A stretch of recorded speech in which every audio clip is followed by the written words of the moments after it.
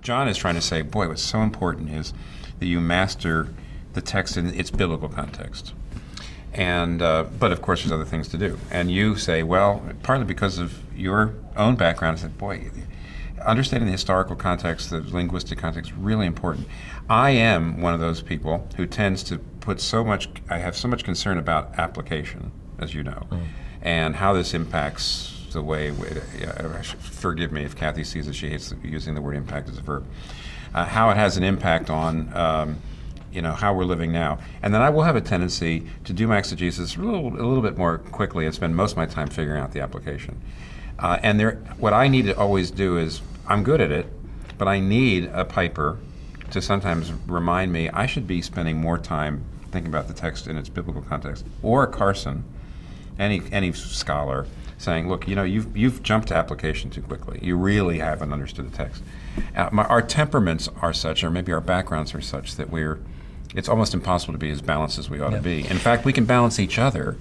And if we listen to each other and we don't think any one of us has hit it just right. I mean, that sounds a little bit maybe wishy-washy, but you guys discipline me. When I read your stuff and listen to your stuff, it disciplines me and makes me say, a lot of people like the way in which I preach to modern culture, but I really need to be, I need to learn from other people who I think do some aspects of biblical preaching better than me. Yeah, but that's why I tried to give the model of not going from there to the text too quickly. Right. To start with people out here and bring them into the biblical world so they can see how it's working, and then come back out to it.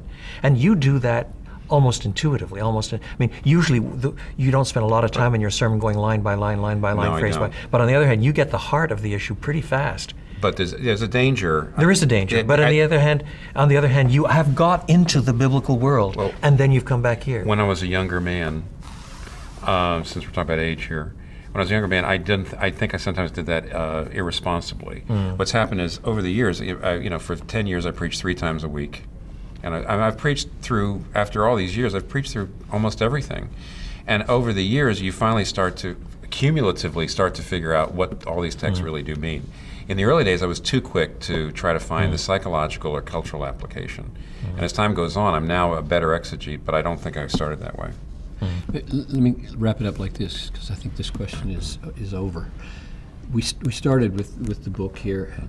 Would you say that, I'll say what I say and see if you say amen, the legacy I want to leave with the guys studying at our little school now is not merely, or maybe even mainly, Piper's uniquenesses, like God-centeredness or Christian hedonism or whatever. It's utter devotion to the particularities of all of the Bible.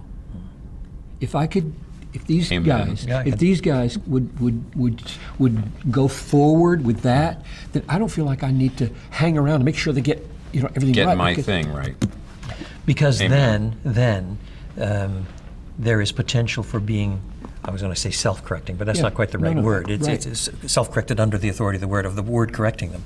Otherwise, the dangers become multiplied again and again and again, that the current fad, we start bouncing off the Scripture in order to sound prophetic, and what we've actually lost is the actual control of Scripture. I agree with that. I certainly say amen, because when you do push something like God-centeredness or enjoying God or gospel-centeredness, you are always usually trying to correct some imbalance you see in the church.